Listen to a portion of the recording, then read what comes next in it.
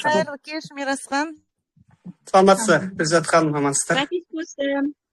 Қайырлы кеш, Мирасхан, запись қостым. Сәттілік сіздерге. Сәттілік. Жақсы, рахмет. Бастай Рахмет берейік. баршаңызға. Бісміллә деп. Мирасхан, сәттілік серіктеріңіз болсын. Ал енді бастасақ қалай қарайсыздар? Бисмиллахир-рахманир-рахим деп бастайық. Тыңдайық. Құрметті серіктестер, сәлеметсіздер ме? Қош көрдім сіздерді. Танысқаныма өте қуаныштымын. Менің есімім Такенова Жайнагүл болады. Жасым биыл 40-қа толамын. Негізі Астанадамын, Илинкадан. Менің империалым, менің наставнигім Мирасхан мырза болады. Негізі ең басында Атамиді неге таңдадым деген тақырыпты алдық қой. Соны айта кетсем. Ең бірінші мен Атамиді осыдан 5 жыл бұрын ба алдында чаттарға жазған, бизнес чаттарға да өзіміздің чатымызға да жазған. 5 жыл бұрын жұмысқа кіріп, онда мен Министерство индустрии и инфраструктурного развития деген жерге министрлікке кіріп, госслужбада жұмыс жасадым. Содан қыздар андай Золотое яблоко, Манами, французский дом деген жерге барып, бізге ыңғайда сертификат сыйлайтын болады. Содан қыздар айтты, мынау жердегі продукциялар өте, ең біріншіден бағасы қымбат, екіншіден продукцияның өнімі, как сказать, качествосы нашар деп, я. Сондықтан бір кісі бізге осылай мұндай Атами деген косметиканы естідіңіз бе деп, содан менің Атаммен танысуым содан басталды негізі. 5 жыл бұрын бұдан. Мен өзім 5 жыл осы өнімді қолданып жүрмін. Қайсын қолданып жүр десеңіз, ең бірінші мен декоративный косметика, мысалы, 4-этапка деген осыны ылғида үзбей қолданамын едім. 5 жыл бұрын. Осыны біз Азия паркқа барып, осы заттардың бәрін алып, өзім қолданып жүрмін. Сосын декоркадан уходовый кремдар, гидросияние, қазір менің бітіп қапты уже, тағы алу керек. Кушонмен қолданамын. Осы кушонмен мне үзбей 5 жыл не изменяю Атами дегендей пользуюсь этой продукцией. Сосын ходовые осылай SPF-ка. SPF-ка өте жақсы көріп қалдым. Ең бірінші рет қалай осыны тестировка өткеннен кейін осы Атаминың өнімін қатты жақсы көріп кеттім. Негізі бізге бұны бәленбай бағаға сататын. Мысалы, SPF-ті мен 6 мыңға алдым ба, сондай бір нәрсе мыңға. Щеткаларын бізге 10 мыңнан ба солай сататынмын. Мен щеткам пастам бітіп қалды, правда. Олам, не мешай маме. Енді не айтарым? Мен бұл Атамида бұндай бизнес екенін, бұндай кэшбэк бар екенін, осының бәрін мен білмеппін. Осы күнге дейін. Мұны осы биыл ғана 2026 жылы февральда мен осы Атамиға кіріп, Мирасхан мырзаның арқасында танысып, осындай кэшбэк бар екенін, осындай басқа декоративкадан басқа жақсы витаминдар бар екенін, домашний бытовая химияға арналған мысалы мындай порошоктар, отбеливательдер, тағы да мұны гель для душа бар екен, мұның бәрін мен жаңағы танысып жатқаныма ең біріншіден өкінемін, но никогда не поздно дейді ғой, неге мен бұрында бұны қолданбаған, неге білмегенмін. Өйткені магазинда, Островокта, Азия паркта барсақ, бұның балам не мешай мне. Бұны бізге реклама емес, жай сатушы көрсетеді, что вам нужно деп, 4-этапка нужно, гель для умывания нужно деп айтамыз ғой, енді для снятия макияжа деп, крем уходовый деп. Соның бәрін бізге подбирать етіп беретін еді. Содан кейін биылғы 26 жылы февраль, если мне память не изменяет, февральдің басында Мирасхан мырзаға келіп, Атами дүкенін көріп, кофесін ішіп, кофесінде бұған дейін білмеппін негізі. Кішкентай бөпкемен ешкім қалматты, екеуміз ғана үйдеміз, опарып жатырмыз. Содан кейін, мысалы, Атамидің көп басқа өнімдер бар екенін танысып, өте қуаныштымын негізі. Абсолютное качество, абсолютная цена деген мистер Пактон сөзі өте дұрыс екен, өте қалай осы неге қалай айтсам екен, очень хороший девиз, можно сказать. Абсолютное качество, абсолютная цена. Это 100%, мен 100% осымен келісемін мен. Өйткені бұған дейін қаншама неше түрлі корейский косметикалар, мен айтпаймын бүкіл корейский косметикалар жаман деп, анау жақсы. Қаншама әйел зат боласын, қаншама зат аламыз, иә? Косметика, декоративкаларды аламыз. Неше түрлі Dior, Chanel осының бәрін қолданып шыққасын, осы Атомиға тоқталдым. Неге десеңіздер, өздеріңіз де білесіздер, бұның бір рет пайдаланып көргеннен кейін одан сайын қаттырақ махаббаттарымыз ашылама. Прям кәдімгідей қатты жақсы көріп кеттім осы өнімдерді. Екіншіден, міне мысалы Мирасхан мырзамен танысып, ішінде БАДы, витамины, үйге қажетті пайдалы заттар бар екен, осының бәрін көріп, сосын қандай жақсы азаматтар, ханымдар, мұндай чат бар екен, онда естімеппін. Бұған дейін мен өзім айтатын, мен негізі көп сөйлеймін деп. Ананы айтам, көп айта берем, көп сөйлеймін деп. Содан кейін бәрі күліп айтатын жұмыста, Жайнагүл, сіз негізі көп сөйлейсіз, сіздің неңіз, вы перепутали свою профессию деп маған сөйтіп айтатын негізі. Енді мен сіздерге қосылып өте қуаныштымын, енді аз да болса, мен өзім аз деп ойламаймын. Негізі бұйырса сценарий моей жизни, менің өмірімнің сценарийім деген кітапты бізге сыйлады Мирасхан мырза маған. Соны әзірше жұмыстан ұмытып кеттім. Күнде толтырам мен ол кітапты негізі. Анау қалай айтады? Если ты хочешь выйти на доход, нужно в первую очередь привести порядок у себя в голове, дейді ең біріншісі. Орысша айтып кеттім. Екіншісі дисциплина. Дисциплина болмаса, біз андай доходқа да шықпаймыз.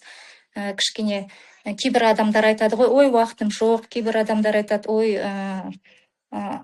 қаражат жетпейді, анау деп. Негізі осының бәрін біз алып жатырмыз ғой. Осының бәрін қолданып жатырмыз негізі. Осының бәрін маған түсіндіргеннен кейін мен ойладым, осы бәрі дұрыс қой, Мирасхан мырзаның сөзі бәрі дұрыс негізі. Біз мысалы дүкенге барамыз, басқа интернет платформаға барып, осы өнімді алсақ та, ең біріншіден қалай, ол качественный ма, некачественный ма, қандай тесттардан өткенін өзіміз әлі білмейміз ғой, өйткені мынау Атомидің любой продукциясын өзіңіз оқып қарап отырған шығарсыздар. Қазір мен қатты көп зерттеп қарап отырмын видеоларды. Прежде чем выйти на рынок, они его тестируют около года, около полугода. Өте көп тест жасайды екен өнімдеріне. Балам, нельзя так делать. Сондықтан да мен осы Атомидің өніміне 100% сенімдімін, ең біріншіден. Екіншіден, өзіме қойған мақсаттарыма жетемін деп сенімдімін. Өйткені менің өмірлік сценарийімді күнде ашып, күнде болмаса күн ара, кейде қолым тимей қалады жұмыстан. Бірақ та күніне 15 минут бөлуге тырысамын, бүкіл чатымды ашып, сіздермен қандай қуанышты хабарларыңыз бар екен қарап, оқып, бәрін соған тырысамын. Алдағы ең жаңадан келген біздің командамызға келген біздің отбасымыз деп айтуға болады ғой. Ең біріншіден біз біргеміз. Екіншіден, қалай айтады, не опускайте руки, потому что мен кейде өткенде Мирасхан мырза Шымкентке барып келгесін, кішкене бір апта сөйлеспегесін, өзім спонсормен кішкене өзім нетіп қалдым. Қалай айтсам екен, не то что опустила руки, немножко упустила моменты, да, атоммен кішкене айналыспай қалдым. Сосын негізі осы Атомида мен түсінгенім, күнде постоянно связь болу керек екен, өзінің спонсорларымен, өзінің командасымен. Міне біздің Байтерек командасы бұл жас өте мықты команда деп ойлаймын. Болашақта бізде әлі талай империалдар шығады деп ойлаймын. Мен өзімді как визуализация дейді ғой, өзімді басында келгенде білмеймін неге екен, Шаронская роза деген сөз маған ұнап қалды. Өмірімде бірінші рет сондай розаны естіп тұрмын. Почему Шаронская деп ойланып қалдым да. Сосын өзіме айттым, я хочу быть Шаронская роза деп. Так что мен енді жаңадан өсіп келатқан сіздердің командаңызда бір мүшесімін. Менің өмірімді енді алда көре жатармыз. Шаронский розаға жеткенде осы эфирді қайрадан қосып, соған прям менің целім осылай кезінде 2-3 ай өткесін, атомида регистрация жасап өткесін, Шаронская роза болам деп осы кісі айтқан еді деп кезінде сондай мақсатқа жеткім келіп тұр. Негізі айтарым тағы не? Өте өздеріңіз де білесіздер ғой, химохиммен бадыларының қай витаминасын алсан да, спирулинасын, сокнони алсан да, оның ішіндегі описаниясын оқысан қандай керемет ішіндегі ингредиенттер бар, бәрі натуральный составтары, қандай керемет отзывтар бөлісіп жатыр, иә, біздің чатымызда, үлкен бизнес чатта да қаншама наставниктарымыз бар. Солардың зумдарында қолым бос болғанда енді кіріп тыңдауға тырысамын. Негізі мен орысша көп сөйлейтін едім, енді біздің командамыз тек қана қазақша сөйлейді дегесін, мен де соған өте қалай айтсам екен, өте қолдап тұрмын негізі, өйткені қазақша тілді маған дұрыстап енді әлі меңгеру керек, енді меңгеріліп тұр ғой, енді алда уақытта өйткені жұмыста бәрі жұмыс бабымен орысша сөйлейтін болғасын, мен негізі кішкене қалай айтсам екен, расстраиваюсь дейді ғой, неге біз қазақша сөйлемейміз деп. Негізі өте қуаныштымын, осы біздің командамыз тек қана қазақша эфир өткізетін, андай жақсы қазақша сөйлейтін кісілер болса, соларды таңданып, кейбір сөздерлерін жазып қойып, естіп отырамын. Кішкене қазаққа кетіп қалдық қой. Тағы да декоративный косметикадан сіздерге көрсететін болсам, мынау бальзам, өзімнің қолданатыным. Постоянно қыста да жазда осы бальзамымды тастамаймын. Негізі ең бірінші мен танысқаным атоми косметикасымен. Это декоративная косметика, уходовая косметика дейді ғой осылар. Енді ғана өзімнің үйге тұрмыстық жағдайға керек заттарды алып, қолданып, олар да маған жүрегімнен шығып жатыр, ойымнан шығып жатыр. Өте жақсы. Ең бірінші өзім қалай қолданып көрмеген затты басқа адамдарға қалай рекомендация жасайсың, қалай айтасың. Сондықтан ең бірінші мен өз басым өзім декоративканы білем. Декоративканы 100% жұмыста мен қасында айналам, қоршаған ортаның бәрі адамдар осы бүкіл декоративканы алып, осы бір айдың ішінде ма, 1,5 ай дейікші, прям так впритык я не занималась этим. Анда-санда алып барам, өзім маскаларым, өзім декоративкам күнде жүреді сумочкамда. Өйстіп мастер-класс өткізем жұмыста обед уақытында. Сосын маған Мирасхан мырза осындай лайфхак айтты, осындай біте нелерді сатып алып, соған қойып, как пробники, тестировщики солай беріңіз деп. Сондай жасадым қыздарға. Содан кейін қалай менің продажам өсе бастады. Бұның бәрі мен өзіме керек затты ғана алдым. Мысалы, осы 4 этапқа маған тек қана жарты жылға жетеді. Білмеймін, кісілердің кейбіреулері 1 жылға жетеді дейді, маған жарты жылға жетеді. Өйткені мен күнде қолданамын осылардың пилингтан басқасын. Маска, гидрофильное масло, пенка для умывания дегендердің бәрін мен күнде қолданамын. Сондықтан өзіме қазіргі жиналған пивиларым бұл кісілердің, қасындағы кісілердің 1 рет қолданып көргесін, ой, а давай мне закажи тоже, ой, а это такое классное деп, ой, а у вас лицо так классно выглядит, а вы к косметологу не обращались деп, неше түрлі сұрақтар қыздар қояды. Қазір косметологтарда неше түрлі инъекциялар, қалай айтсам екен, капельницалар, қыздар сонымен увлекается, иә. Мен негізі ешқашанда ондайға нетпеген, максимум мен барғаным косметологқа, это чистка лица. Анда-санда 1 жылда, 1,5 жылда баратын. Потому что менде қазір мынандай өзімнің спа уходым бар үйде, оған барудың қажеті жоқ деп ойлаймын. Негізі қыздар маған айтады ғой, қалай сіз осындай жасқа келіп, осылай жақсы көрінесіз. Вы, наверное, как все увлекаются сейчас вот этими косметологтарға барасыз. Мен айтам, жоқ, міне қыздар, мен 5 жылдан бері, мысалы 35 жасында мен осы атоми продукциясымен таныстым. Бітті. Чисто этой косметикой я пользуюсь едім. Енді биылдан бастап мен тұрмыстық химия, домашняя химия дейді ғой, солармен қолданып жатырмын. Так что давайте қыздар тоже қолданыңдар деп, олар да маған ақырын менің статустарымнан қарап, мен өзімнен қарап, как сказать, будь попроще, люди потянутся к тебе дейді ғой, олар сөйтіп маған қарап, менің нелеріме қарап, солай осы өнімді ақырын алып жатыр. Енді сөйтіп осындай лучше поздно, чем никогда деп, осы кейде өкініп айтамын, мә саған неге мен 5 жыл бұрын осының бәрін білмегенмін деп. Талай нәрсе алдық, талай зат алдық, гидросианиларын да талай алып тастағанбыз. Подаркқа да өте эстетичный, иә. Бірінші эстетичный, дизайны бәрі такой классика, все сохраненно, все, ничего лишнего дегендей. Сондықтан да менің айтарым, осы Atomy косметикасын әрқашанда қолданамын, косметикасында, бадыларында, бүкіл керек қаражат, керек заттарымды өзімнің болмайды балам. Сондықтан да жаңадан келіп қосылып жатқан кісілеріміз болса, біздің отбасымызға қош келдіңіздер, біз біргеміз.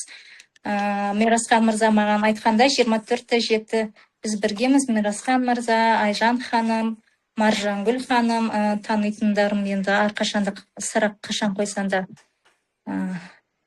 расында да 24/7 любой сұрағыма жауап береді, любой уақытта жазып та береді. Өте қуаныштымын мен осындай командаға келіп, өзім сияқты осындай единомышленники дейді ғой, өзім сияқты көздері жанып, көкіректері ояу, көздері ашық дейді ғой. Осылай сіздермен танысқаныма өте қуаныштымын. Болашақта әлі талай белестерді бағындыратын өте сенімдімін. Мысалы, алдында өтіп кеткен Шымкентте болған кездесу, әлі алда Кореяға баратын біздің империалдарымыз, солардың жолдары ашық болсын, аман-есен барып келсін. Енді солардың видеоларын көруге жазсын бізге, аман-есен енді. Солардың көзімен бізді көрейік, сол заводтың бәрін қалай осы өнімдерін өндіріп шығаратын бәрін қарасақ, енді өз көзімен бәрімізге берсін, соны көруге. Тағы не айтарым. Сондықтан да командамыз таңертең мен Маржангүл ханымге жазғанда, бұрында осындай лозунг болушы еді ғой, Назарбаев атамыз болғанда, біз біргеміз деп. Соны есіме түсті да, соны айтып жатырмын, біз біргеміз деп. Сондықтан командамыз салға қарай өрши берсін. Мирасхан мырза, сізге өте көп рахмет, алғысым шексіз. Мен осындай командаға келіп, осындай жетістіктер бар екен, Atомида кэшбэк бар екенін рахмет айтқым келеді.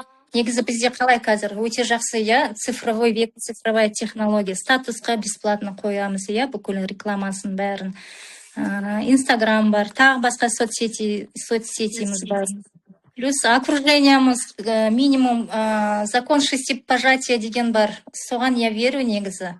Мысалы, 6 адамға, басқа жерлерде енді 10 дейді ғой, менде 6 адам. 6 адамға айтсам, соның біреу обязательно қазір болмаса да келесіне де либо продукцияны алады, либо айналып келіп жазылуға тырысады осы Атомиға. Өйткені неге десе, өйткені өзі алып өзіне таңдаған затын осы интернет-магазинда, то же самое, как Каспий, Валберс, те же платформы. Енді болашақта Азамол дегенді күтіп жатырмыз Россияға. Енді кіріп жатыр ғой, ол өте керемет болушы еді. Азамол кірсе, енді қандай масштаб болатынын даже представить не могу енді.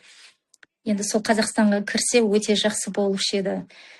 Россияндары өткенде жазып жатты ғой, чаттарға жіберіп жатты. Қандай продукциялар бар екен, бәрі бар. От адая бүкіл алфавиттің заттарын бәрі бар дейді ғой. Енді киімдері де, тамақтары да, на заказ едасы да, мысалы Яндекс нелердің бәрі де, билеті, самолетқа тикетон дегендердің бәрі соның ішінде кіріп тұрады дегенде, мен осылай өзім ойлаймын да, мысленно, сосын не могу себе представить, какой это будет масштаб. Бізге Азамол деген магазин кіргенде. Саған деп кейде ойланып қалам, саған Азамол қашан кірсе, масқара глобальный продажи, глобальный нелер, выручкалар кетеді ғой деп. Қандай масштаб болатын, соның бәрін. Кейбір адамдар соны, например, наверное, даже не осознают до конца, я. Менің окружениемдағы, менің подписчиктарым, например, қалай. Мен осылай түсіндіруге тырысамын, мастер-классқа шақырамын. бірақ та енді қарасаң, арасынан кейбіреулері активныйлары да бар менің командамда, и пассивныйлары да бар. Пассивныйларды енді ондай адамдар екіге бөлінеді, үшке бөлінеді деп айтуға болады. Бірақ та енді азамол кірсе бәрі, енді осының продукциясын бәрін алып, өздері татып көрсе, сонда шіркін, соның бәрі қандай жақсы продукция, абсолютное качество, абсолютная цена деген. Енді бағаларын сондай қымбат деп айта алмаймын. Мысалы, среднестатистическая цена деп айтуға болады. Мысалы, даже подорожание деп керемет бізді қорқытты ғой, негізі өзім қорқыттым, масқара 10%, 20% қосылама деп. Сәл пәл ғана қосылды, бірақ та енді ол біздің заңнамамызға сәйкес Қазақстан енді НДС көтеріп, сондықтан да кішкене көтеруге енді мәжбүр болған шығар енді сол компания. Негізі қатты қымбаттаған жоқ. Соған да қуанамын негізі. Енді бірінші рет деді ғой осы Атомидің өнімі қымбаттағаны. Сондықтан да құрметті серіктестер, осылай да алайда әрқашанда осылай кездесе берейік. Өзімнің өнімімді айтып өттім, өзімнің ойымды айтып өттім. Болашақта мен сценариімді айттым. Мысалы, сол сценарийді ең бірінші рет ашып оқығанда, кімде бар екен ондай кітап, кім толтырып жүр? Осы бүгінгі ВКС-ның ішінде кісілердің бар ма ішінде осы журналды толтырып жүрген? Менде ол журнал орысша. Мистер Пактың енді армандарын оқығанда ішінде 15 па 20 енді посетить Ниагарский водопад деген. Сосын ойландым, ничего себе, почему бы и нет деп. Өзіме соны жазып алдым. Повести семью на Гавайи деп. 5-дневный отпуск на Гавайи у него написано. Тоже өзім ойладым, почему Қазақстаннан неге Гавайға ұшпасқа деп. Біздің негізгі направлениямыз қандай? Направлениямыз Египет, Вьетнам, Қытай, сосын қандай Европа, иә.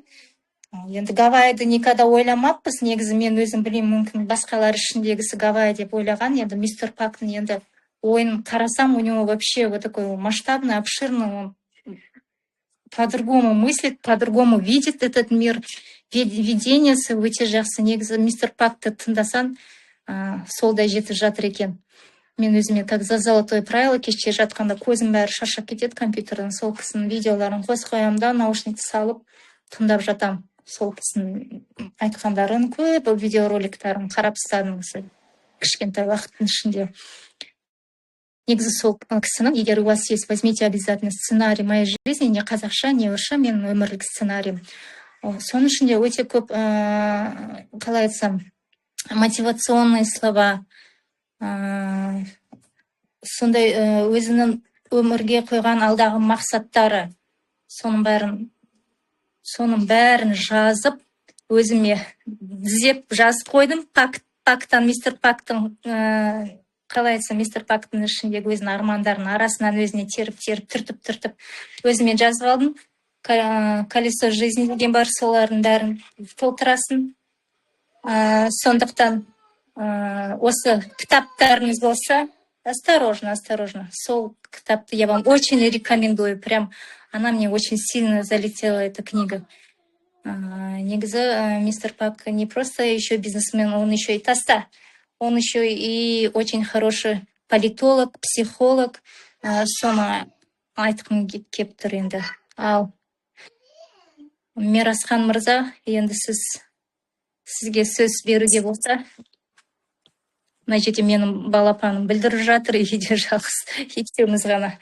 Пользуется моим моментом. Кешар, құрметті серіктестер, Жайнагүл ханым өте керемет, қуанып отырмын өзім. Айтады ғой, бұрын айтушы еді, жарысқа шапқанда жаңағы анасы тақымын қысып отырады дейді. Соғысап, мен де маған бері кәдімгідей қобалжып, өзім қатысқандай, сондай болып отырмын енді бүгін күндікке. Өте қуаныштымын, осындай осознанный лидер келгеніне, керемет. Әр нәрсе, мынау сценарий бәріміз өзіміз соғыстан бастық.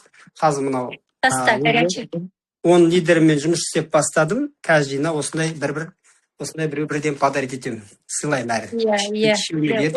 Өте керемет кітапша екен, прям рахмет сізге. Иә.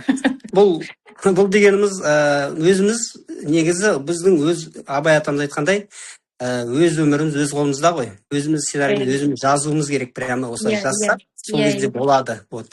Ең бірінші ниетімізді түзеуіміз керек. Одан кейін барып, мынау ойымызды түзеуіміз, ойымыз жақсы болса, сол ойымыз біздің ісімізге айналады. Бара-бара. Дұрыс қой, иә?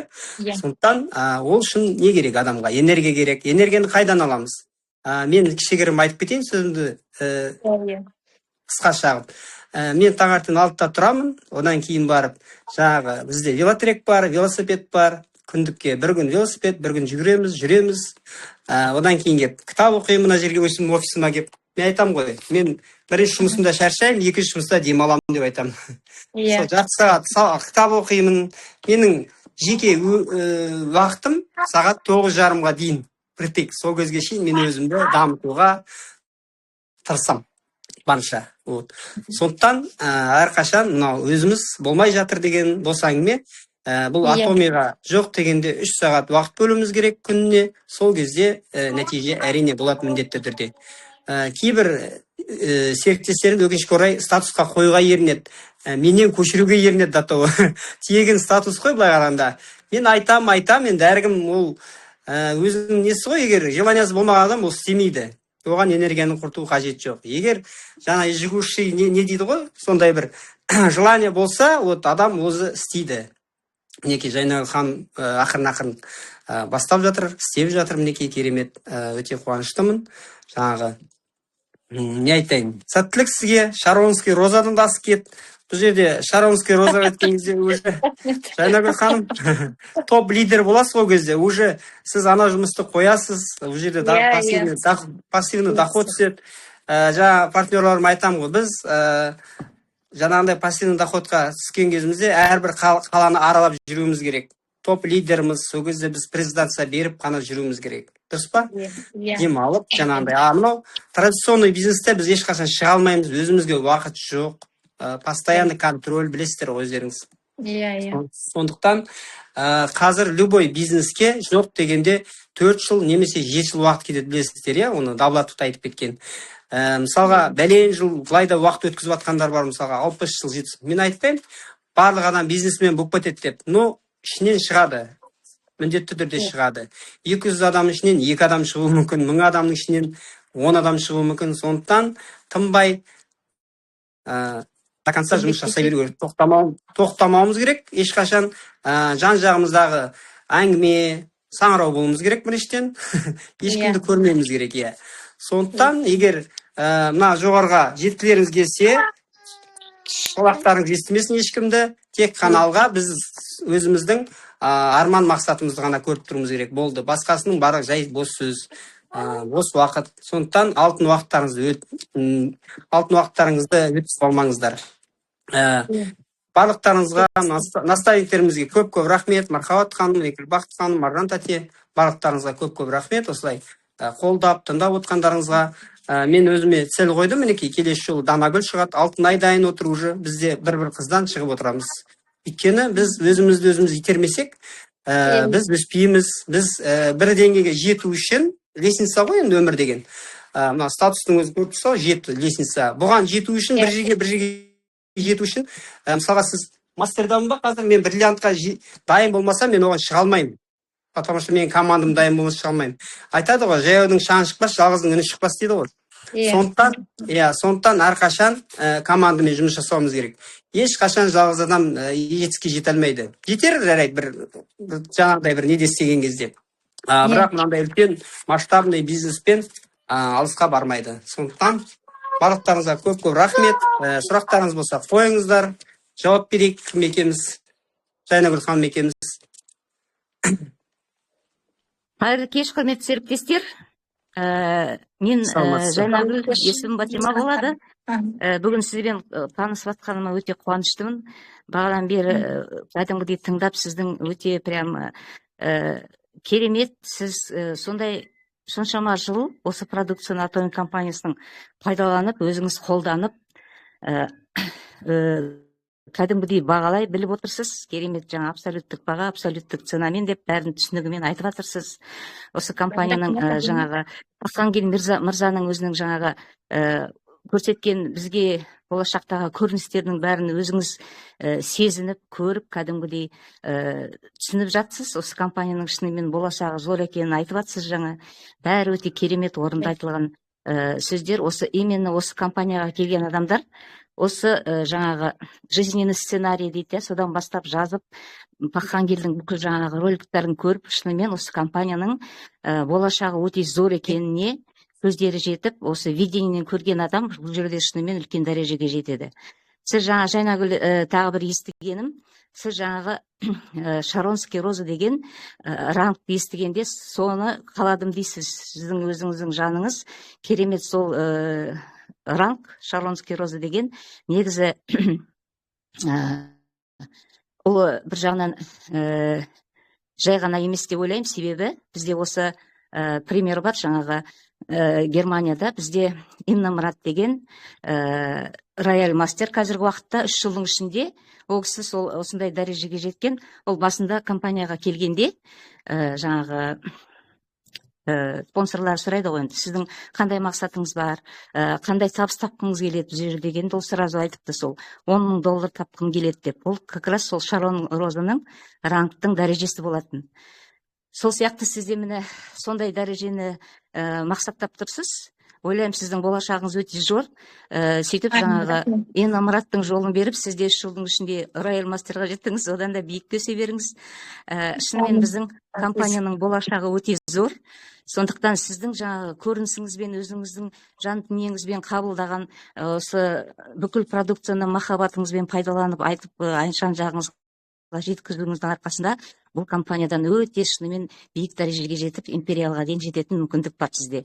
Сондықтан жақсылық тілеймін, сәттілік тілеймін. Алдағы уақытта осылай тек командамызда осындай шынымен біздің компанияның видениесін, көрінісін көрген осындай мүмкіндікті босқа жібермей жаңағы пайдаланып, өмірде осындай өздерінің жаңағы алға қойған мақсаттарына жету үшін осы Atomy компаниясы арқылы осындай керемет мүмкіндіктерді пайдалану, ойлаймын, біздің келіп жатқан қазір серіктестерімізге сіздің жаңағы айтып жеткізген көріністеріңіз тағы да бір сергек беріп, ары қарай жылжып, өсіп, өнуге себеп болады деп ойлаймын. Сізге сәттілік тілеймін. Осылай тек империалға дейін өсіп, өніп, командаларыңыз үлкен тереңге жайылып, осы Бәйтерек сияқты біздің команданың аты Бәйтерек қой. Сол сияқты тереңге жайылып тек өсе беріңіздер. Рахмет. Көп рахмет, Бәтима ханым. Маржик айта қойыңыз. Айта беріңіз, Марқа, по очереди сөйлейік. Бәтима ханым, мен сіз сөйлеңіз. Содан кейін мен сөйлеймін деп. Бәтима ханым сөйлеп кетті. Рахмет. Жайнагүл ханым, бүгін танысып, сізбен жақынырақ көріп, мінекей жаңа спикер шықты, ортамызда лидер шықты деп сүйсініп, сондай өзім қуанып отырмын. Себебі сіз дайын спикерсіз, дайын лидерсіз, шынымен бұл жерде бірден лидер болып мүмкін адам келмейді, бірақ сіздің жаңағы ғашықтығыңыз даусыңыздан, жаңағы сенімділік жаңағы неңізбен білініп тұр да, өйткені бөлісіп жатқан уже подачаңыздан, подача дейміз ғой. Сол себепті сіз шынымен де бұның таныс болған екенсіз алдында, енді қазір қолданып жатып, сізді Алла тағала Мирасханға жолықтырып, Мирасхан түгел сырын қырын айтып, сізге жаңағы мүмкіндіктерін жеткізгеніне ол бекер емес деп ойлаймын. Тем более сіз өзіңіз жаңағындай жоғары нені алып отырсыз, жоғары планканы, Шаронская роза деп сразу, ол деген шынымен де бекер емес, бұл да сізге ала салып тұр ойға. Енді Шаронский розаның бізде жоғары рангтар бар, империал дейміз, біз бір-бірімізге империал деп нетеміз, обращаться етеміз, сол сияқты. Шынында да кішкентай ранг емес, кішкентай сат емес, үлкенді айту керек, үлкенді алу керек. Ол сіздің уже дайындығыңыз, дайын болғаныңыз, масштабироваться, өсуге, дамуға, уже қабылдап тұрсыз бәрін, өздігіңіз сол қуантады, және сіз уже осы энергияңызбен маңайыңыздағы сізге адамдар энергияңызға келеді, сізде уже уверенность бар, уверенностьқа келеді. Сол себепті мен өте қуаныштымын сізбен танысып, сізбен бірге бүгін осы ортада бірге болғанымызға.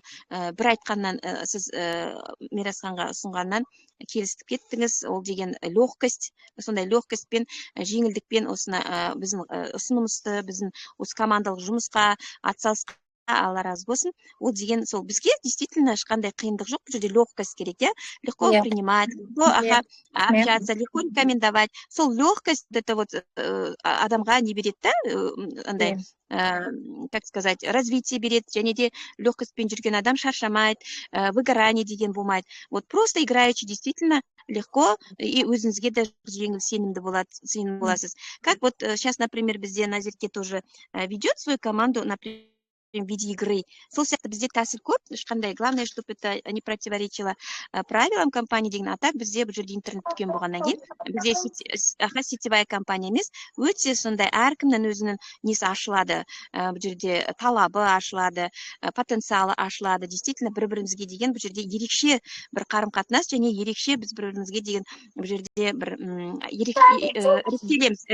Именно атомиді қабылдаған, түсінген, зерттеп, түп-түріне деген жетіп, Паханкелдің философиясын, принциптарын түсінген адам бұл жерден атомиден уже все кетпейді, потому что бұл жерде бәрі бар, бізге деген махаббат бар, қамқорлық та бар, түсіністік та бар, бір-бірімізге деген сыйластық та бар, бәрі позитивный жаңағы не бар әлемде, осы жерде бар. Себебі бұл жерде адамның жан дүниесі бірінші орынға қойылған.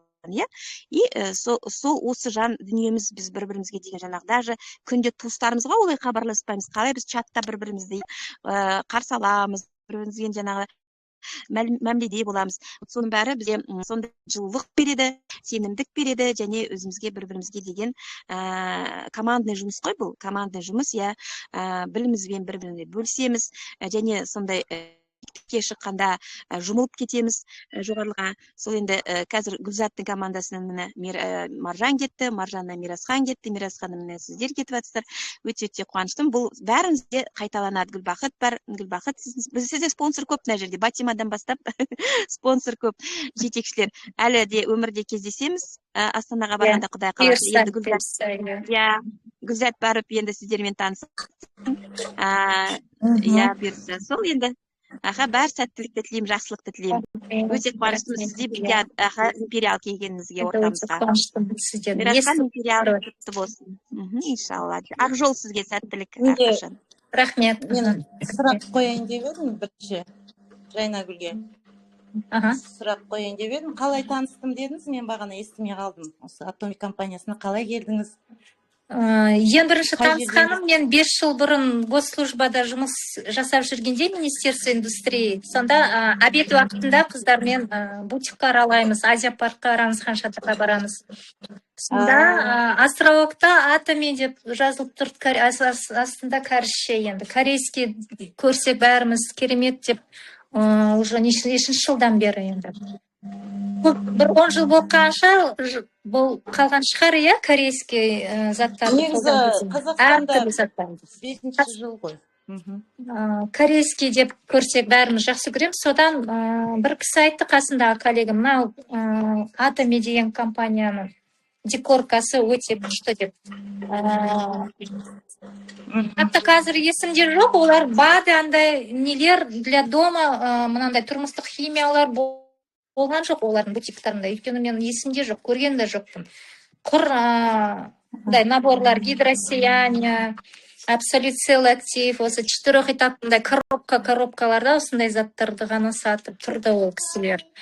Осындай кіші бренд бар екен. Сол декоративный болды. Да, декоративка, да. 5 жыл бойы қолданып жүрмін. Еще, как сказать, разочарований не было, только 100% удовольствие к восту. Да, любовь только к Атоми у меня. Сізбен енді бүгін танысып жатырмыз, міне жаңа анонс кеше келгенде мен ойладым, Мирасханның партнері шығар жаңадан келген деп. Біз өте қуанып жатырмыз сізге, қош келдіңіз. Тағы да бұйырса осы Астанадамын қазір, бір күні бір Мирасханмен хабарласып келем офистарыңызға. Сол кезде жақынырақ танысамыз. Сосын сізге сәттілік. Енді мағана сізден бүгін өзім инсайт алдым десем болады. Жаңағы енді айтып жатсыз ғой, қалай ары қарай мотивация беріп жатсыз да бізге. Мысалы, біз енді біраз жыл болғанда мысалы үйреніп кетеміз ғой, а бізге ол мотивацияны жоғалтпау керек. Бірінші келген күндегі мотивацияны, соны до империала біз жүрегімізде сақтап жүруіміз керек та. Сол бір мотивация болды маған. Сіздің жаңағы мына ингредиенттерді зерттегеніңіз өте, сол мен де өзім келгенде солай ингредиенттерін 5 ай зерттегем.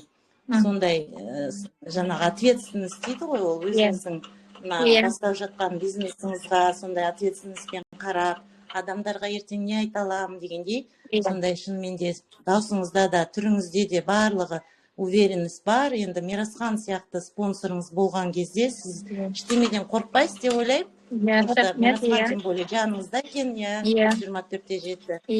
Сізге сәттілік.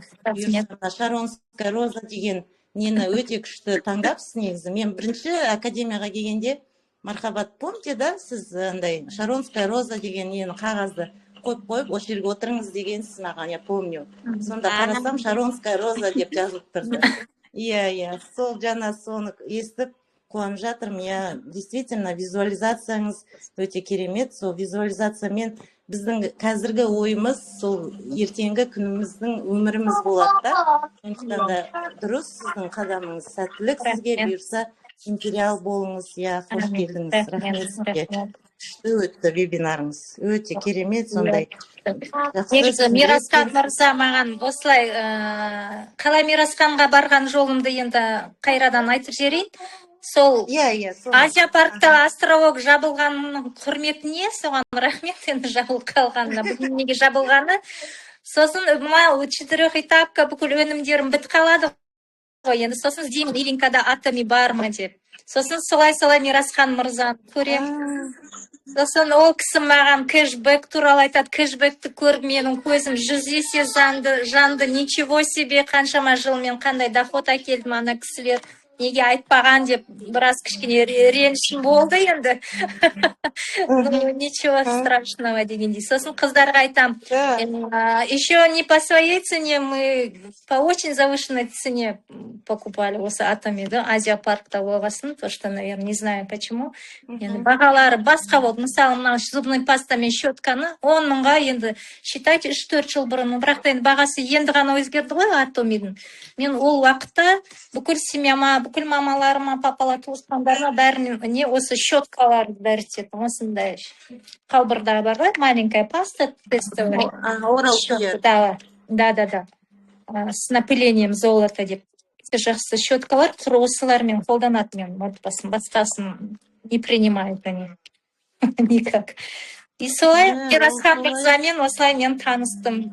Кэшбэк дегенде вообще у меня 100% еще загорелись глаза. Одан сайын я влюбилась. Сол Мирасханға бұйырған, сіздің командаға бұйырған. Сіздерге бұйырып тұрмын негізі. Өте керемет командаға келіп жатсыз. Өте қуаныштымын. Танысамыз. Алматыда мына июньде академия болады, соған келіңіз. Жақсы, Алла бұйырса, Алла нәсіп болса. Жақсы, рахмет сізге. Рахмет сіздерге де қыздар. Қайырлы кеш баршаңызға, қалдарыңыз қалай? Тағы да Жайнагүл ханым, мен өте қуаныштымын. Міне ылғи чатта ғана сөйлесетінбіз. Енді осылай сізбен кереметтей жақсы сабағыңызға қатысып жатырмыз. Керемет өте жоғарғы деңгейде өткізіп жатсыз, бәрі сенімді түрде. Айтады ғой, жүректен жүрекке дейді, сол жүректен жүрекке сіз кәдімгі жеткілікті қылып айтып жатырсыз. Бізде расымен де осы өнімге ғашық болсақ, ол міндетті түрде біз соны жақсылап адамдарға жеткізіп айта аламыз деп ойлаймын. Содан кейін біріншіден мына Мархабат ханымға үлкен рахмет айтқым келіп отыр. Өйткені бізді ылғи да енді қайсыларыңыз шығасыздар деп осылай сахнаға шыққандай қылып, өстіп шығарып бізді кәдімгідей бұл деген жақсы ғой. Зато айтады ғой, ақшаның бәрі сахнада дейді. Сондықтан осындай спонсорларымыздың болғанына шүкір деймін. Енді міне Мирасхан мырза, сіздің империалыңыз құтты болсын. Жайнагүл ханым, сіз енді мен өзім көзім көріп тұр сізді, что сіз Пахангелдің қолына $1 миллион премиясын алып, $100 000 доходқа жетесіз, империалсыз.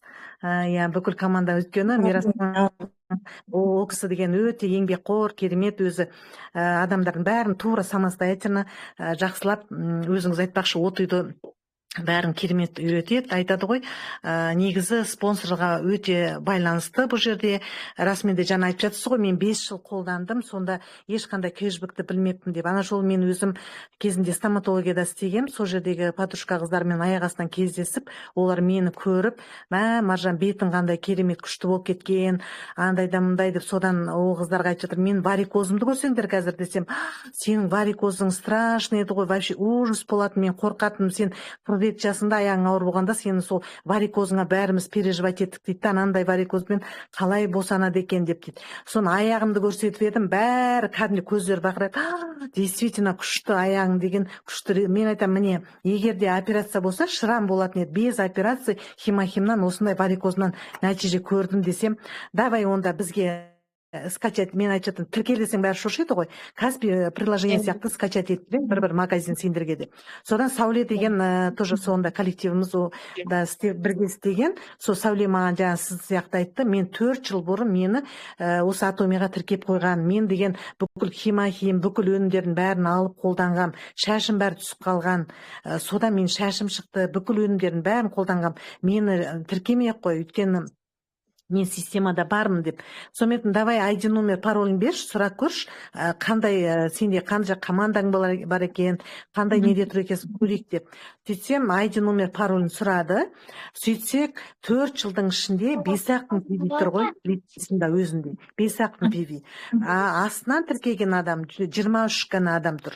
Мен айтам, біздің командаға келсең, сенде қазір 500 адам астыңда тұратын еді 4 жыл бұрын болса десем, ойбай, онда давай мені қайтадан жаз өзіңе деп, содан бірінші қызым жаздық, сонымен қыздардың бірінші старший медсестрамыз жазылды, Карлуша, сонымен бірінің астынан бірін қыздар кетіп, осылай міне көрдіңіздер ме, өйткені бұл жерде біз өнімді айта тұра, осындай қосымша доходты тоже айту керек екенбіз. Өйткені Гүлзат мен ең алғаш осы өніммен таныстырған кезде маған бүйтіп айтатын, Маржаны представляй, бұл жерде бар ғой, ұйықтап жатқанда ақша түсіп жатады десе, қой шығар, ұйықтап жатқанда қалай түседі деп таңғалатым. Расымен де қазір міне таңертең магазинді ашамыз, уже екі жағынан бәланбай пивилар түсіп тұрады ғой.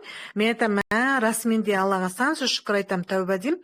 Ана жолы Алланың қалауымен 6 айдың мерзімінде бриллиант подтверждать еттім. Аллаға сансыз шүкір. Ол менің еңбегім емес, ол менің командамның сенімділігінің арқасында, командамның еңбектерінің арқасында осындай нәтиже көріп отырмыз. Сондықтан басым деймін, сіздерде командам барына Аллаға сансыз шүкір айтам. Жайнагүл ханым, сізге ақ жол тілеймін, сәттілік тілеймін, өте беріңіз, өне беріңіз, өркендей беріңіз. Командаңыздан өзіңіз сияқты ақ жарқын, сондай белсенді, адал, сондай лидерлар өсе берсін. Барлықтарыңыз командаларыңыз. Бұл жерде жаңағы Пахангел мырзаның ұстанымы, бұл жерде ұстанымы ол кісінікі адалдық. Мен айтам, қыздарға айтам, адал болыңдаршы деймін да, біреудің пивин біреуге отырғызып, ондай жасамаңыздар. Қанша жерден сенің екінші аяғың озып кетіп баратса да, сол жаққа сала бер деймін. Өйткені бұл жерде Алла тағала өзі адалдықты жақсы көреді ғой. Саған екінші жағынан о жағыңа өзі бонустарды отырғызып берді өзі. Каким-то образом десем, енді мен анадам озып кетіп барады, мен оған жоқ олай істемеңдер деймін да. Сонымен сол сіздің сол ұстаныңыз маған ұнап қалды. Расымен де бәрін керемет, өте жақсы айттыңыз. Рахмет. Сәттілік тілеймін. Ақ жол сізге. Аман болыңыздар. Баршаңыз империал болыңыздар. Баршаңызға рахмет. Осындай Жайнагүл ханымды қолдап, алтын уақыттарыңызды бөліп, осындай сабаққа қатысып жатқандарыңызға баршаңыз империал болыңыздар. Аумин, рахмет. Сұрақтар болса қойса, сұрақтар болса қойыңыздар. Тағы да не айтарым. Кейбір адамдар осылай прямой эфирға шығуға қорқады, трибунаның алдына сөйлеуге қорқады. Мен негізі өзі медийный человек, мен жақсы көремін осылай выступать перед трибуной, выступать перед людьми, осылай нелерді, не знаю, это мое. Сосын мен алдында видеороликтарды көрдім на Fashion Studio, империалдар ма, бриллиантовый мастерлар ма, кто-то выходил. Не помню, вот неделю назад по сондайды. Вот это меня прям зажгло конкретно. Өзімді визуализация жасап, такая думаю, ох, если бы я прошла по этому подиуму деп. Негізі ондайларды жақсы көремін. Андай кісілер егер болса, кто боится выходить, прямой эфир, на связь, вот статусы не ставят, не знаю, это, наверное, какие-то блоки стоят, никогда не надо бояться, еш нәрседен қорықпау керек, бәріміз де адамбыз. Бір жерде қате айтамыз, бір жерде қатесіз айтамыз ба, оның бәрін пенде болғасын, әр адам қателік те жасайды, мүмкін қате болмаса да сөздері дұрыс деп мен өзі негізі қазақша дұрыс сөйлемеймін да, кейде сондайдан ұялып қалам, бірақ та сондай болса да енді бәйтерек командасында болғасын қазақша сөйлеуге енді әдемі сөйлеймін деп айта алмаймын сіздер сияқты енді. Не политолог, но Мирасхан мырза, сіз айтқасын енді сөзіңізді жерге тастамай, ең біріншіден екіншіден қорықпаймын осындай видеочат, ВКС, андай мұндай дегендерді мен негізі жақсы көремін, бірақ та не всегда могу как-то. Это тоже отмазки дейді ғой, не всегда могу участвовать. Я мен жұмыс жасаймын. Жұмыс жасаймын, Онда осы мен Астанада болғанда бір контент түсірейік онда сізге предложение. Давайте. Дайындалайық. Дайындалайық, түсірейік. Бізге керек осындай. Дайындайық, онда сіздің командадан ондай коуч не болатындай дайындалайық бұйырса. Бұйырса дайындалайық, Мен тағы бір нені айтқым келіп тұр, кешіріңіздер, сөздеріңіз бөліп жүрдім ба? Осы Гүлбақыт ханымға үлкен рахмет айтқым келеді, өйткені осы сіздердей команданы бізге бұйыртқан Гүлбақыт ханымның арқасы, аяқ астынан осылай академияға Астанаға барам деп, сонымен Мирасханмен танысып, Айжан екеуімен, содан не Жайнагүл ханым, сіз өзіңіз біздің командаға келіп жатсыз, өте қуаныштымыз. Гүлбақыт ханым, сізде құттықтаймын, мынандай кереметтей жарқырап, Жайнагүл ханым, міне бүгін кереметтей вебинар сабақ өткізіп жатыр. Гүлбақыт, құттықтаймын жаным, сені де. Қайырлы кеш, серіктестер, мен баған бері автобуста едім, нәрсені естідім, тыңдап отырмын. Мирасхан, бірінші сізді құттықтаймын, бүгінгі сіздің жемісіңіз. Жайнагүлдей ханымды осындай шығып спикер болып жатыр. Ол сіздің арқаңыз, осындай командаға, ұжымыңызға жақсы мотивация бересіз, әрқашанда түсіндіріп, барлығын айтып жатыр, соның барлығын көріп отырмыз. Сондықтан ең бірінші сізге рахмет айтамын. Командаңыз өсе берсін, тек биіктерден көрдіңіздер. Империалдар көп шықсын Астанадан. Біз қуаныштымыз осындай бәйтеректе, осындай үлкен командамыздың өсіп келе жатқанына.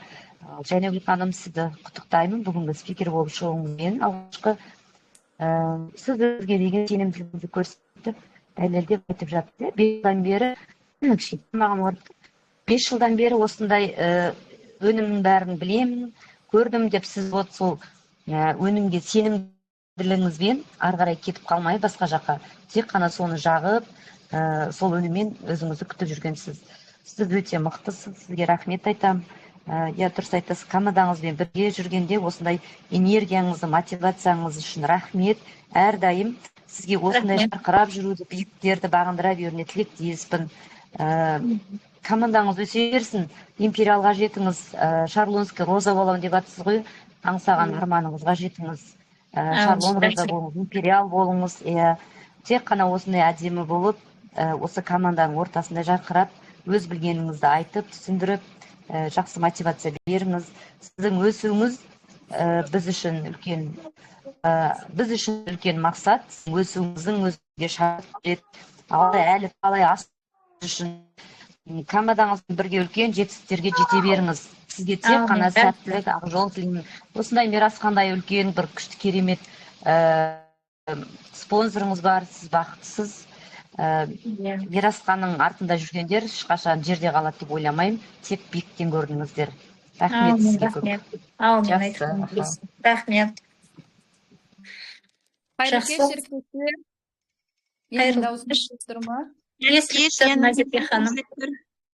Жайнагүл ханым, құтты болсын бүгінгі дебютіңіз. Сізбен танысқаныма өте қуаныштымын. Осындай сұлу, ақылды, білімді, Рахмет. Ханым Мирасхан мырзаның командасына келіпті. Әрине Мирасхан мырзаның энергетикасына осындай ғана жұлдыздар жарқыраған болашақ империалдар келеді деген сенімдемін. Бір-бірлеріңізді өте керемет кездестіріпсіздер. Аллах тағала күшті кездестіріпті сіздерді. Қазақшаңызға мүлдем қысылмаңыз, өте керемет өтті барлығы. Бәріміз орысша сөйлеп үйреніп қалғанбыз, иә, бұрыннан бері сондай қалыптасып кеткен. Әрине таза қазақша сөйлейтін адам өте аз шығар біздің арамызда. Әрине сізге сәттілік тілеймін, өте керемет болды, өте керемет андай вдохновение бердіңіз орысша айтқанда. 2 айдың ішінде осылай жанып презентация өткізіп бізге осындай вебинар өткізгеніңіз үшін өте көп рахмет айтамын. Менде сізге мынандай сұрақ болып тұр. Сіздің де мен сияқты балаңыз бар екен, кішкентайлау бұзық. Сосын қосымша жұмыс жасайды екенсіз, Атоми бар, соның барлығына қалай үлгересіз? Ой, даже өзім де білмеймін қалай үлгеретін, әйтеуір үлгеремін. Таңертең ерте тұрамыз, баламызды балабақшаға апарамыз, өзім жұмысқа кетемін, жұмыс жаққа, жұмыста арасында енді обед деген болады, перерыв 1 сағат 15 минутка дегендер болғанда, сценарий моей жизни прям жақсы көріп кеттім сол кітапты. Соны ашып қайда-қайда оқи берем. Ұнайды соның ішіндегі Пак мырзаның жазғандары өте жақсы ұнайды. Бүкіл ұстанымы бәрі дұрыс, негізі сол кісіні ғана тыңдау керек деп ойлаймын. Содан кейін обед, сосын жұмыс істеп жүгіреміз, сосын кешке келіп ужин, анамна кешке жатарда, бірақ мен сіздердің чаттарыңызды не кешке ашып оқимын, не таңертең ерте жұмысқа бара жатқанда, жол жүріп келетқанда оқимын. Барлықтарына жауап қайтарып, реакция жазып, білмеймін, мен қаншама сөз, қаншама кісі не жазады, сол кісілердің бәріне реакция қоюға, жауап қайтаруға тырысамын. Неге десеңіз, өзім жазғанда маған реакция, мен жауап қайтармаса бір түрлі болып қалады екен. Неге мен ешкім оқымады, неге мен ешкім қарамады дегендей, мен керек қылдырмады дегендей сондай сезінемін. Негізі осы командаға келіп, мен көп энергия, көп заряд осы сіздерден, осы командадан аламын. Өте позитивный кісілер. Басында мен ойлайтын, Мирасхан мырзаға күнде соны айтамын, мен ойлайтын, я какая-то не такая деп. Көп сөйлеймін, мына жақта да көп сөйлеймін, энергиям өте көпті. Негізі мен басқа жерде жүрген адаммын. Негізі Атомиға сіз айттыңыз ғой, Алла тағала мені түйістірді Мирасхан мырзамен біріншіден. Екіншіден, мен сетевойда ең бірінші рет осы Атоми, ең бірінші рет осы кіріп жүрмін. Осыған дейін қаншама НВ, ЛР, Арифлейм, Мэри Кей, какие все возможные сетевые мне предлагали, я никуда не подписывалась, даже не слушала их. Почему? Потому что мне не нравился их маркетинг-план. Маркетинг-пландары провальный, можно сказать. Вот, енді ренжімеңіздер, енді басқа сетевой маркетингта жүрген кісілер, енді ренжімеңіздер. Чанши деген болды, енді менің қасымдағы окружениямдағы қыздар, туысқандарым, сондайлармен занимались, енді провальный деп могу сказать даже. Қорықпай, не боясь этого слова. Мынау Атомида енді негізі Мирасхан мырзамен пару раз кездесіп, бір-екі рет маған түсіндірді, бітті, все, сразу я включилась, я сразу поняла, что это мое, тем более мен 5 жылдан бері осы затпен қолданып жүрмін. Кэшбэк екенін білмедім, несгорающий баллы дегенді білмедім. Осы енді келіп, көзім енді уже вдвойне, втройне жанып жатыр. Назерке ханым былай айтсам. Керемет, рахмет сізге жауабыңызға. Мен сізді осы жылдың ішінде, жақын арада сахнадан көріп тұрмын. Иншалла, спикер болып, мастер бойынша өзіңіздің марапатыңызды алып тұрсыз. Әумин. Мына энергетикамен жетістікке жетпеу мүмкін емес деп ойлаймын.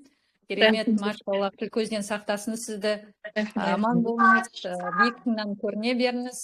Шарон болыңыз, одан кейін империал болыңыз. Амин. Рахмет көп-көп. Рахмет. Амин. Назерке, сіздер Құдай қаласа Гүлзат, сіз, Жайнагүл барлықтарыңыз кездесіңдер, иә, кездесіңіздер. Гүлзат бар ардайда. Гүлзат жүрем бар, ханым Астанча. Қай күні кездесейік, Бәрің маған қонаққа келіңдер, маған. Жиналып, общий. қай күні келген удобно. Ортақ үйіміз ғой. Қай кезде болса да любой время айтыңыздар, бір ауыз сөз болды. келе беріңіздер. Қалай сіздердің Жақсы. мен бұрын шектеу қоятын дүйсенбі ғана деп. Қазір қарамаймыз, круглосуточно жұмыс істейміз. 24/7. Бәсе мен де ойлап отырмын да. Себебі дүйсенбі күні болады мастер-класс. себебі адамдардың уақыты жоқ қазір, бәрінің уақыты жоқ қой. Сондықтан сіздердің уақыттарыңызды бағалаймыз. Назерке онда хабарласып, бір күнге не етейік, иә? Осы ұйымдастырайық, иә? қалай болады екен, мен как раз жұмысымда демалыс. ертең ғой суббота. Қашан? Ертең арғы күні ма? Ертең или арғы күні қалай ыңғайлы? Ертең менде қонақ, туыс-туғандар келе жатыр. Ертең обед 1 сағат. Кешке келсеңіздер болады. Осы 2 күн. Кешке келсеңіздер болады. Кешке келсеңіздер болады. Кешке, наверное, неудобно. Назерке, сен понедельник жарайды, потом хабарласамыз, иә? Я хабарласам. Может, сұрақтар бар шығар қыздардың. Сұрақтарыңыз бар ма? Қоя беріңіздер. Сосын кофе туралы айтқым келеді. Кофе менің жұмысымда қыздар прям пачками выпивает. Өте керемет кофе. Мана чатта көрдім. Кафеда сатып жатқан біздің өнімімізді. Кофе атоме 250 теңге бір несі дозасы деп, иә? Қандай керемет. Иә, кофелары өте тамаша. Оны өйтіп қызым байқа қойды. Мама, смотрите, атоме кофе дейді. Мен айтам, фотоға түсіріп алайын деп. Фотоға түсіріп чатқа жібердім ғой. Мен айтам, ана кісіден барып сұрадым, еще сөйтсем айтады, бізде атомидің кофесін ішетін адамдар көп, өзі кеп кофе қойыңыз деп айтады. Мен айтам, қандай тамаша деп жатырмын да. Ол кісілер оказывается системада бар екен өздері. Айтпаса жазып қояйын деген ғой. Мен сұрақ қояйыншы сізге. Қояйын, иә? Сізде, мысалы, қазір енді біз көріп тұрмыз, сіз сенімді түрде осылай керемет спикер, керемет кездесу жатыр, қоштаса алмай жатырмыз. Прям сұрақ сондай туындап та, сізде, мысалы, ұсынғанда отказ көңіліңізде ме? Қолдайсыз сұрақ келген ғой, отказ дегенге. Қалай жауап бересіз сондай жағдайда? Отказ келгенде ма? Мен негізі андай адамында қатты мән бермеймін. Нет, так нет деймін, жүрегім білмеймін ондай. Қалай айтсам екен орысша? Особо сильно не расстраиваюсь, внимания не обращаю. Мен негізі сондай адамын. Я только иду вперед, өзіме цель қоям, болды. Мысалы, мен қалай өз өмірімнен кішкене ала кетейін, мысал ретінде, иә? Мен негізі бухгалтермін, иә, Алматыдан оқып келдім, бухгалтер болып жұмыс жасағасын. Лево берег деп Астанадағы қыздар болса, бәрі біледі, иә, лево берег право болып бөлінеді. Право деген отстало дейді, лево деген качает деп сөйтіп айтады. Оны жас кезімді. Сосын ана Бәйтерек жаққа қыдыруға барғасын, андай әдемі биік зәулім үйлерді көреміз да, сосын я начала интересоваться, ой, а что это за здание, деп, ой, это министерство того-то, это министерство того-то, деп. Сосын я себе поставила цель, негізі, как Пак Хенгиль, я немножко, наверное, это знаю, психология жизни, да. Мен сосын зажигалкаға қарадым да айттым, я хочу здесь работать, дедім. Кәдімгі семьямен, бәрімен қыдырып жүрміз, туысқандарымыз келді, сосын зданияға қарадым да айттым, я хочу здесь работать, деп. Сосын 1-2 жылдан кейін өзім сол жаққа өзім дегенде енді у меня ни связи, никого нету, өзім тырысып госслужбаға жұмыс жасағандар болса, қаншама тест өту керек, қаншама заңнама, как там, законы об этике, закон о госслужбе, закон о физических, юридических лиц деген 9 закон тапсырасын. Сол тестті мен бірінші рет барғанда қыладым, екінші рет барып қыладым, сосын неужели бәрі тапсырғанда мен тапсыра алмайын деп, соны 3 ай бойы отырып, оқыдым, бүкілін әділеттен выпечатала. Оның тесттері жоқ, законды оқу керексің, жаттау керексің. Соның закондарын бәрін оқып, сол сфераға, структураға өттім. На самую низкую должность. Ең бірінші лесенкаға тұрдым. Сосын ішінде жүріп қарадым. Енді қалай осваивайся же. И вакансии уже смотрю, я уже не хочу, меня уже не устраивает моя должность, я хочу выйти выше. Сосын мен айттым, я хочу вот эту должность. Спустя 2 жылма мен сол должностьқа ие болдым. Енді адамдармен сөйлесесің, танысасың, өзінің жұмысыңды көрсетесің дегендей бірінші встречает по одежке, провожает по уму дейді ғой. Енді көреді, енді как оқып тоқыған, не дурочка, басында миы бар, все может, Excel может дегендей енді. Содан кейін екіншіне на обед вот мы выходим, Азия паркқа барамыз. Азия парк жаққа қарай бара жатқанда вот этот Казмайгаз элеватор деген тұрады. Сосын мен қыздарға айтамын, қыздар мынаның іші қандай екен, қалай ойлайсыңдар? Негізі мен сондай адаммын. Мне как я освою все это, мне уже не интересно, мне надо дальше идти. Мен айтамын, я хочу теперь здесь работать десем, бәрі қыздар қойш, осы сен неше түрін шығарасың, айта бермеш деп. Сосын, почему-то вот как мысли материализуется, я бір-екі айдан кейін буквально маған ұсыныс керек, та же должность, та же вакансия, с большей зарплатой. Почему бы и нет? Я делаю резко, пишу заявление, делаю перевод в Министерство энергетики. Ол жерде блок Ада Министерства энергетики. Сидят, по сей день сидят они там. Вот. Содан кейін қалай енді, мынау зданияда отыр, мынау здание отырдым деп, и я уже, как у меня игра началась, да, игра. Я смотрю на третье здание, это здание у нас КТЖ. Келесің, Кунаева 6, дальше вот это синее здание. Енді Астанада тұрған қыздар, сіздер білесіздер, иә. Келесі здание, почему-то я уже для себя начала как тестировать или вот не пойму, это что, вот я говорю, оно материализуется, я говорю, оно материализуется. Я говорю, я хочу теперь работать здесь, уже все дети, все, как мое окружение, родные уже во мне не сомневаются, уже думают, ой, скоро Жайна мына жерден тез шығады деп.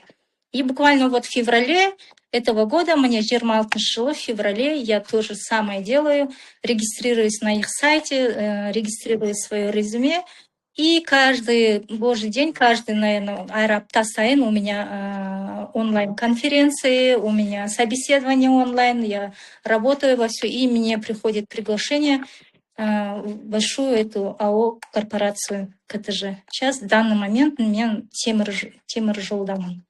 Негізі содан енді, как сказать, мен ондай маған нет деген кісілер болса, мен оларға мән бермеймін, потому что менде қандай кісі, ладно, нет, значит, бұл кісі еще не созрел деп мен солай ойлаймын. Значит, он еще не созрел для этого, значит, он не понимает этот маркетинг-план.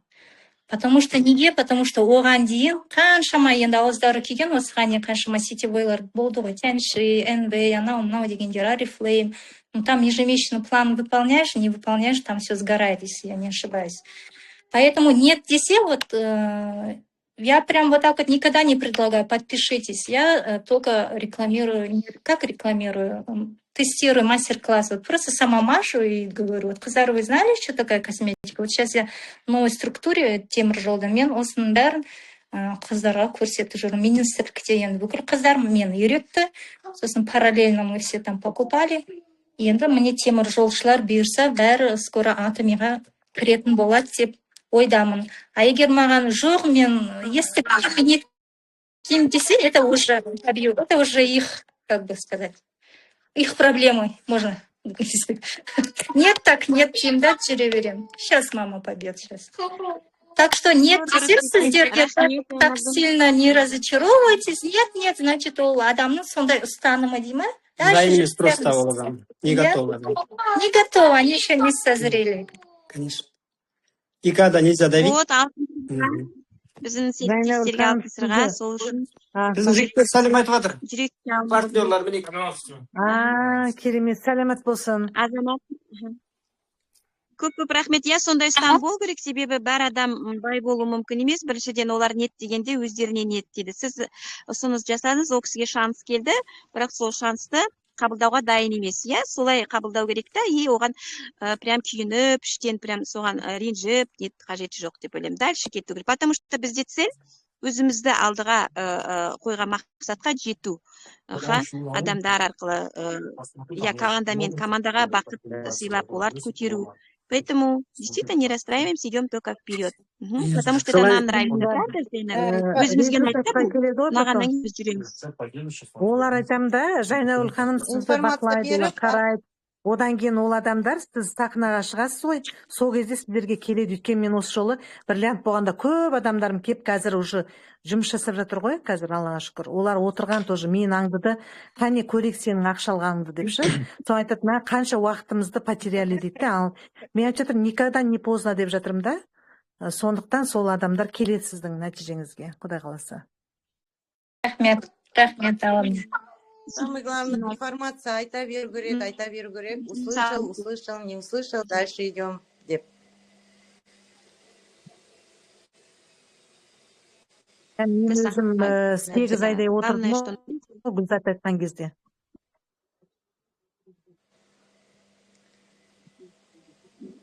Маржан еще оның алдында ғана ойлаған ғой, мынандай ұйықтап жатқанда ақша түсетін жұмыс болса ғой деп. Жолдасына. Точно, Гүлзат. Мен ылғи жұмыстан шаршаймын да.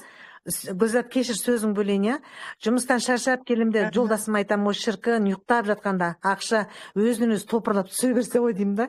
Содан Гүлзатқа айтып жатырмын ғой, мә сонданы жаңағы сіз айтпақшы, мына зданияда мен жұмыс жасаймын дедіңіз, істедіңіз ғой. Енді міне сол күнге жетіп жатырмыз ғой, шүкір, ақырындап, тәуба. Главное, видение болса болды да, видение болған кезде барлығы спокойно болады да, спокойно істейсіз, без напряга, без напряжения. Өзіңізге сенімді болсаң, сенімділік енді бұл біліммен келеді. Атомида енді қазір қарап жатырмын дейсіз, видеоларды Пахангел тыңдаймын дейсіз. Мен мысалы мотивациям кей кезде бітіп қалған кезде сол Пахангел тыңдаймын. Включаю, просто слушаю. Сол үшін сондай нелер, білімдер қона береді адамға. Осындай вебинарларға қатыса беру керек. Мысалы басқа да зумдар болады ғой, соған да қатысу керек. Сода көп нәрсе, мысалы мен өзім басында келгенде ол кезде Россиядан вебинарлар болатын, спикерлар. Маталоева соларды далада жаңағы шөп жұлып жүріп, атомиді білмеймін ол кезде. Бақша бар дегендей. Сол шөпті жұлып жүріп, бір қолымда батпақ, бір қолымда сока тыңдаймын, анау прям интересно болып баратыр да, құлағыма жағып баратыр. Сол басында түсінбейсің да, сол тыңдай, осындай видеоларды көріп, осындай жаңағы чаттағы информацияларды оқып, айтып жатсыз ғой, каждый нені оқимын деп. Ол өте керемет қасиет адамның ше. Мысалы, көбісі оқымайды да, сол үшін оларда не жоқ, мотивация жоқ негізінде. Ал егер де ол, мен мысалы, мені чаттарға қосып қойды, 3-4 чатта отыратынмын, сон каждый кешке жақын қарап, тыңдап, голосовойлар тыңдап, содан кейін адамның ойына бір ой түйесің да, бір ойдан екінші ой келеді дегендей. Сол барлығы білімге қосылады да бір, и сол сенімділік береді адамға. Біліммен келеді ғой сенімділіктер. Мен қыздарға айтам ғой, егер білім болмаса, өздерің жүрмесеңдер, өздерің алған нәрселерін, видеоларын мысалы көрсете алмасаңдар, онда ол ертең дайын видеолар, олар жұмыс жасайды. Бірақ ондай емес та, өзің развиваешься да, сол арқылы, сол өзің түсіру арқылы өзің развиваешь себя. Бұл жерде ең басты самомотивация, саморазвитие болса, видение, содан уже ары қарай кете бересіз. Сізде барлық потенциал бар, айтып жатыр ғой, сізді көріп жатыр барлығы, шынымен де сценаның адамсыз керемет бұйырса енді сондай империал болыңыз. Әумин, Гүлзат ханым, рахмет көп. Жайнагүл ханымның, что первый источниктен Пахангелді таңдайды екен. Мен таңдаған дұрыс. Сол осы компанияны нетіп берді ғой бізге ашып, сынды, и оқысын түгіл жаңағы несін тыңдау керек, лекцияларын. Сол кезде адам шында да уже шқайда, Мейрахан айтқандай құлағы да естімейді, басқа негативті көзі де көрмейді, тек қана осы видение өзінің ғана мақсатын көріп, Пахангелдің жолымен жаңағы бізге жүреді. Мына жгучая цель дейді ғой, Пахангелді тыңдаған кезде, мына қандай состояниеде отырсаң да, уже мына сол кісіге қарап, прям нелерің ашылады, бір чакралар ашылады ше, сондай сол кісінің өзінің бір қасиеті бар да. Сосын кейін жаңағы ести, сол кәдімге кіреді, мысалы, 8 шагов к успеху, да. Мысалы, мына атомиді кәдімгі элитный бизнес деп қарау, соған, мысалы, на жақтан болмай жатса, басқа жағынан кіріп дегендей. Каждый раз эксперименты проводить басында енді. сосын кейін содан өзің экспертный болғаныңды байқамай қаласың.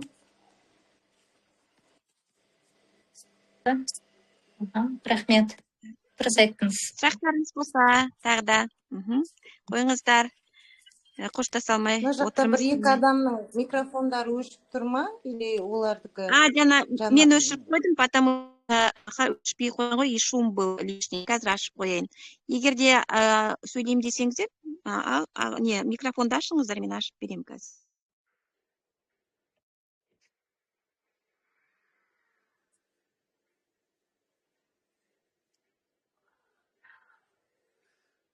Аштым микрофонды. Просто когда сөйлемегенде жауып қойған дұрыс микрофонды.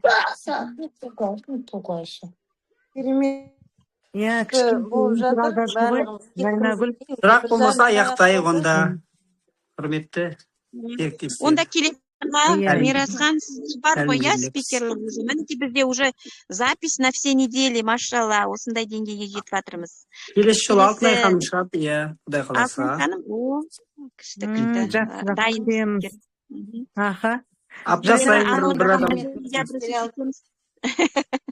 Мирасхан мырза біздің материалдар шығаратын не сияқты керемет. Шәкірттер дайындап отырмыз, Құдай қаласа. Әумин. Дұрыс. Ортамызда Назерге біздің осы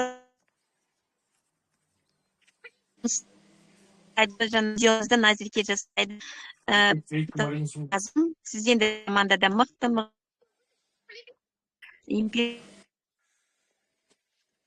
Назерке, Алла қаласа онда демалыс күні екеуміз ғана жеп қоясыз ғой, кездесейік,